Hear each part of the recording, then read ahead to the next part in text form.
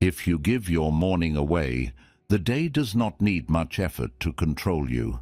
One message can decide your mood. One notification can steal your focus. One uncomfortable thought can send you back into old reactions before you have even chosen who you want to be today. This is how the mind gets trained by accident, not through one dramatic failure, but through repeated mornings where the world speaks before your principles do. Stoicism treats the morning as a place of command. Before pressure arrives, before people test you, before comfort negotiates with your discipline, you give the mind a standard to return to. These 7 lines are not soft affirmations. They are morning instructions for judgment, attention, courage, presence, service, gratitude, and resilience. Say them seriously enough, and they begin to do what every real routine should do: prepare you before life gets loud. And the first line begins with the power most people surrender first. Line 1. I am the author of my reactions. Before the day can control you, it usually tries to provoke you. It may come through a message, a delay, a tone of voice, a memory, or one small irritation that appears before your mind is fully awake.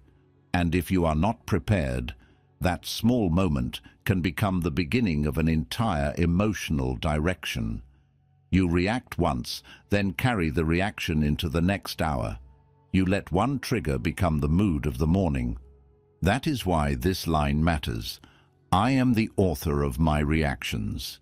It does not mean you control every feeling that appears. You may still feel anger. You may still feel anxiety. You may still feel the first heat of pride when someone disrespects you, but a feeling is not the same as a command. The first movement inside you does not have to become the final decision. The Stoics trained for this exact moment. They knew people would be difficult, plans would be interrupted, and life would not wait until you felt calm. Marcus Aurelius reminded himself in the morning that he would meet arrogance, selfishness, and ingratitude. Not to become bitter, but to be ready. Preparation keeps the mind from being surprised by what is ordinary. The practice is simple. Pause before the world writes your state for you. Before you answer the message, breathe. Before you defend yourself, slow your voice. Before you let one irritation become a story about the whole day, come back to the present fact. The pause does not erase emotion. It gives reason time to stand beside it. You do not become strong by never feeling provoked. You become strong by refusing to let provocation become ownership.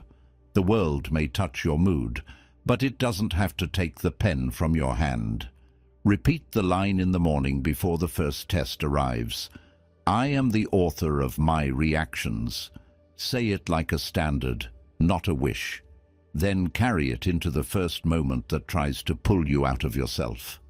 And once you begin the day with command over your reaction, the next line protects the place every reaction begins: your attention. Line 2. I will guard my attention as my most finite resource. If your attention is stolen early, your day becomes weaker before it even begins. You may still have time, you may still have energy, you may still have plans, but if your mind has already been filled with noise, comparison, outrage, messages, and other people's urgency, you are no longer beginning the day from command. You are beginning from reaction. That is why this line matters. I will guard my attention as my most finite resource. Attention feels invisible, so most people spend it carelessly. They wake up and give the first minutes of the day to a screen.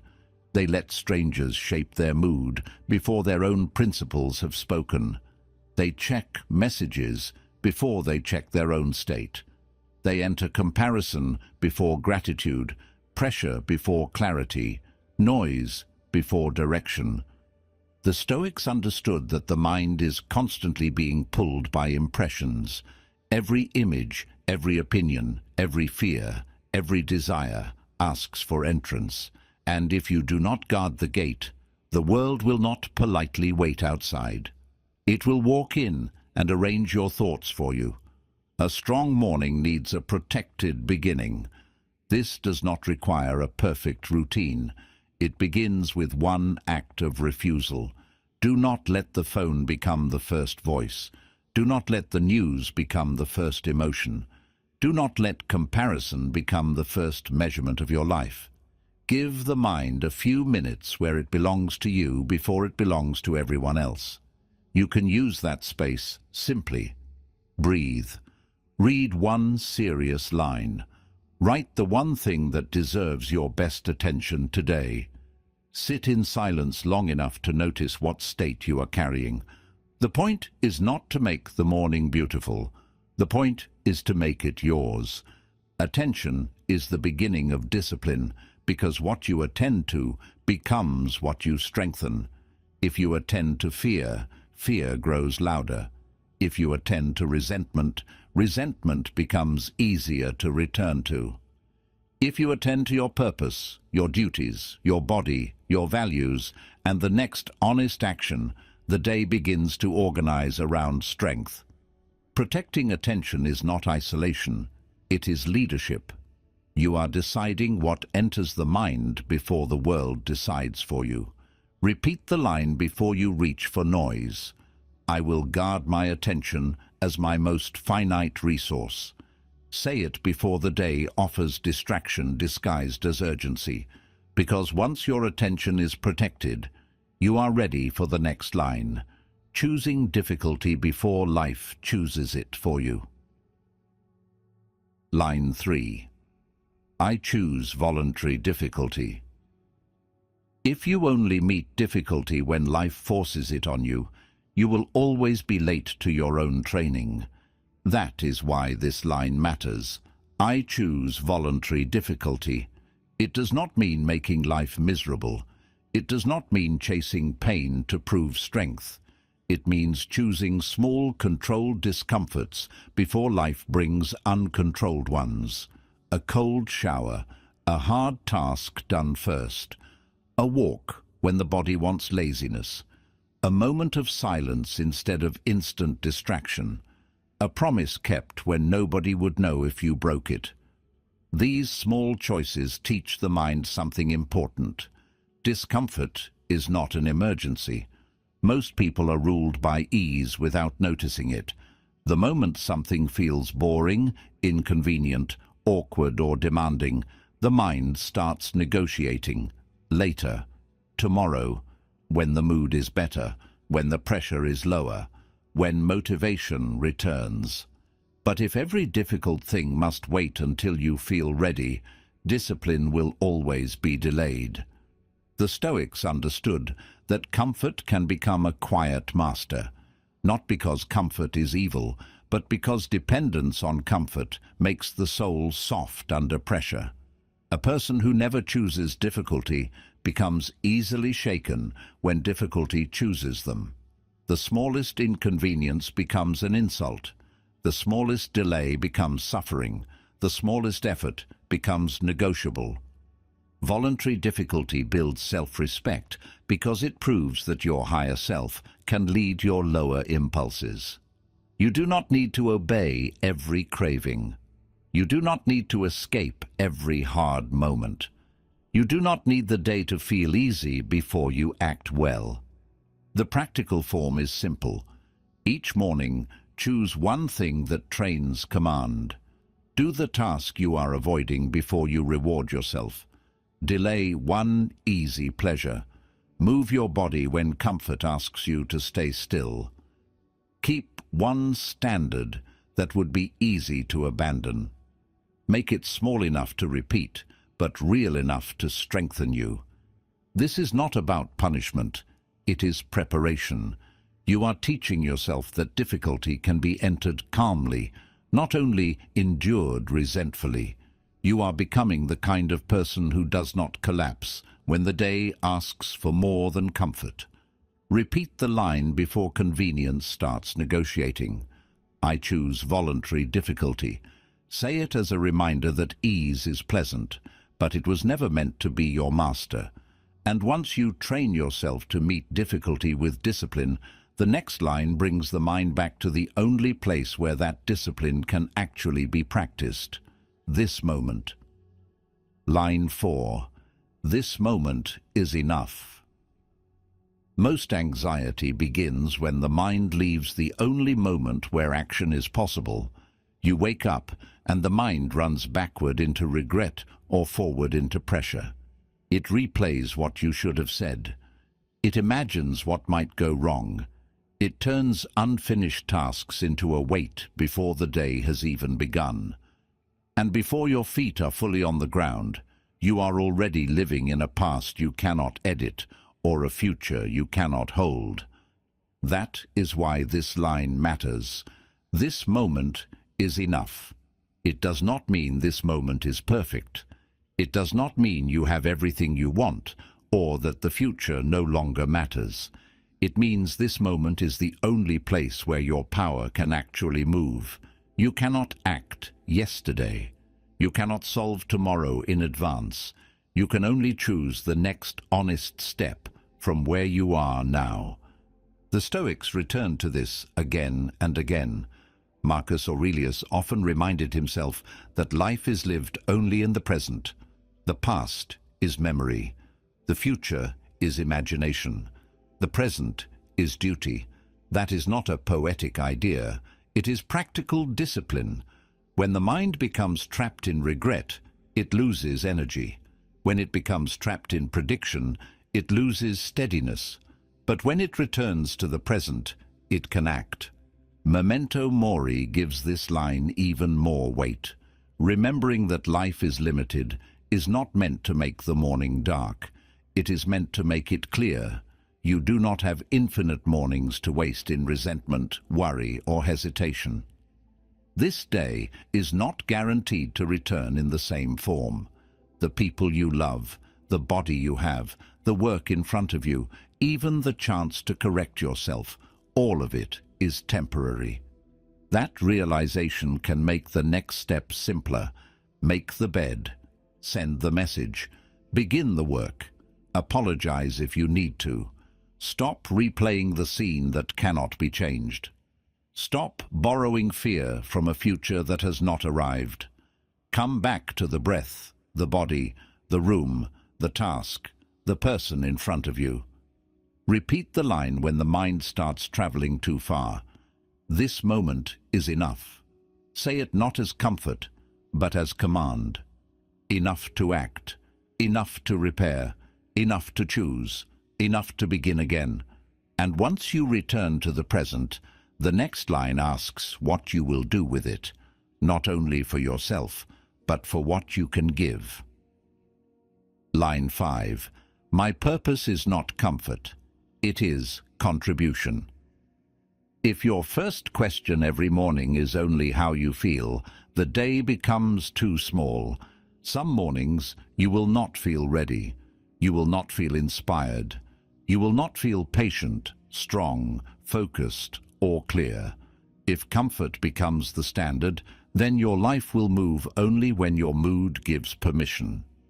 And moods are not reliable leaders.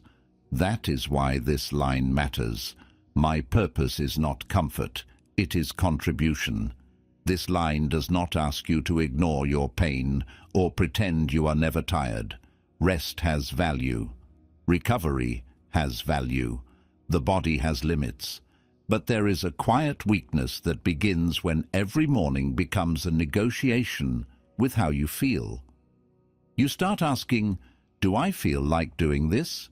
Before asking whether the action is useful, necessary, honest, or good. The Stoic mind returns to duty, not as punishment, but as direction. Marcus Aurelius often reminded himself that he was made for work, for participation, for service, for doing his part in the larger human order. The point was not to become a machine. The point was to stop making comfort the center of existence. Contribution gives the morning weight. It moves you beyond self-pity and into usefulness. You may not be able to solve every problem today, but you can offer something. Attention to your work, patience to someone difficult, care to your family, discipline to your body, honesty in one conversation, a useful action where complaint would have been easier. This is how a stronger day begins. Not by waiting until you feel good enough, but by remembering that your life is not only about managing your mood. It is about becoming someone who can be counted on, even when the morning begins imperfectly. Repeat the line when comfort starts asking to be worshipped. My purpose is not comfort, it is contribution. Say it as a return to responsibility, not pressure. And when you begin the day by asking what you can give, the next line teaches you to hold what you already have with more humility. Line 6. Everything I love is borrowed. You become more present when you remember that nothing you love was ever guaranteed to stay.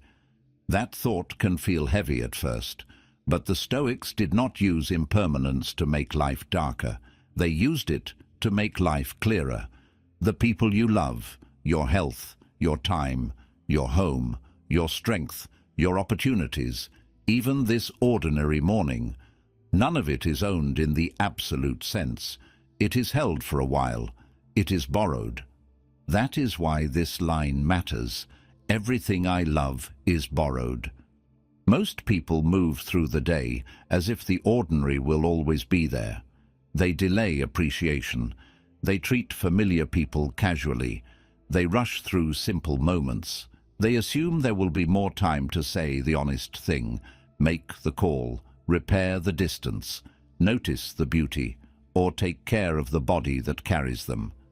Then loss, change, or illness arrives and teaches violently what reflection could have taught gently. The Stoic practice of premeditatio malorum, imagining possible loss before it happens, was not meant to create anxiety. It was meant to protect gratitude from sleep. When you remember that something can be lost, you handle it with more care. You listen differently. You complain less quickly. You stop treating the people in your life as background. You become less arrogant toward the present. This does not mean living in fear of loss. Fear clings. Gratitude attends. There is a difference. Fear says, I cannot lose this. Gratitude says, because this is not mine forever, I will be fully here while it is here. That shift changes the whole morning. The cup of coffee becomes less automatic. The quiet room becomes less empty.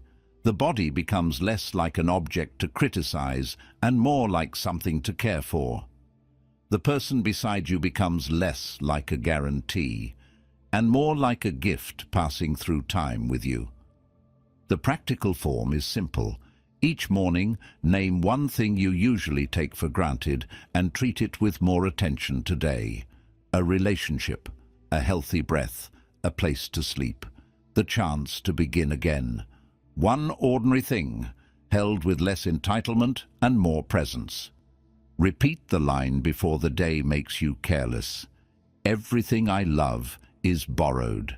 Say it not to make yourself sad, but to make yourself awake.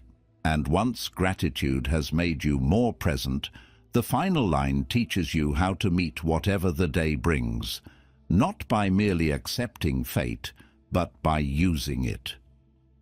Line 7. I do not merely accept my fate, I will use it.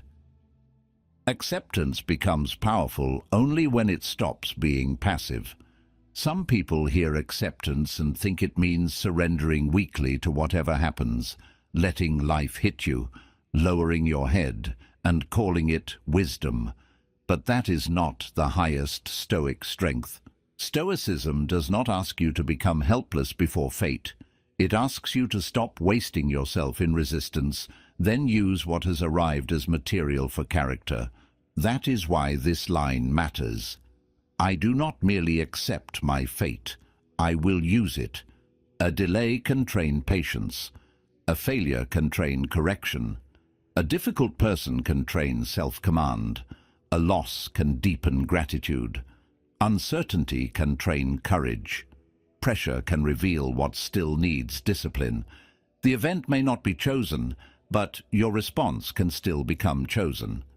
This is the spirit of amor fati, not merely tolerating life, but learning to meet what happens with the question of use. Not, why did this happen to me, for too long. Not, how do I escape every uncomfortable part of this? But a steadier movement. This is here now, and I will not let it make me smaller. That does not mean pretending pain is good. Some things hurt. Some things disappoint. Some things take time to understand. But once the fact is present, your power lives in what you build from it. If you only resist reality, you give it your energy without gaining strength. If you use reality, even the difficult parts, you begin turning pressure into training. The practical form is direct. When something goes wrong today, name the virtue it is asking from you. If the morning is delayed, practice patience. If someone provokes you, practice restraint. If the task is difficult, practice discipline. If the outcome is uncertain, practice courage. Give the obstacle a role before it gives you an identity. Repeat the line before the day surprises you.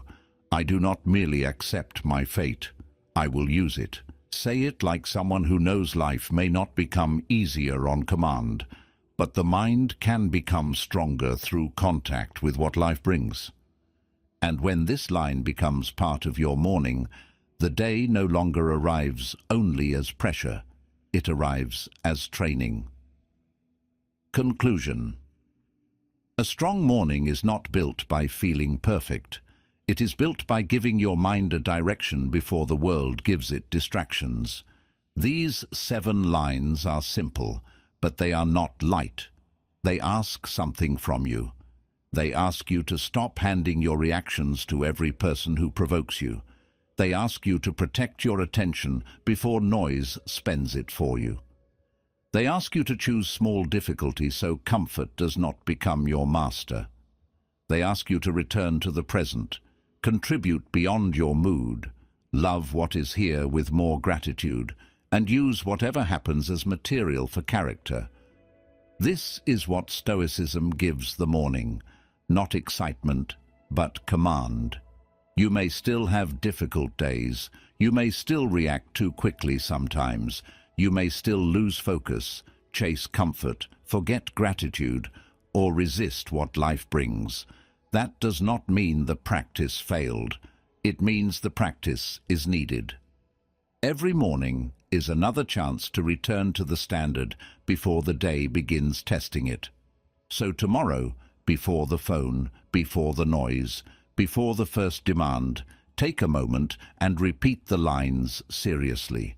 Not as decoration, not as motivation, as training. I am the author of my reactions. I will guard my attention as my most finite resource. I choose voluntary difficulty. This moment is enough. My purpose is not comfort. It is contribution. Everything I love is borrowed. I do not merely accept my fate. I will use it. Say them until they begin to shape how you stand, how you speak, how you choose, and how you return to yourself when the day becomes difficult.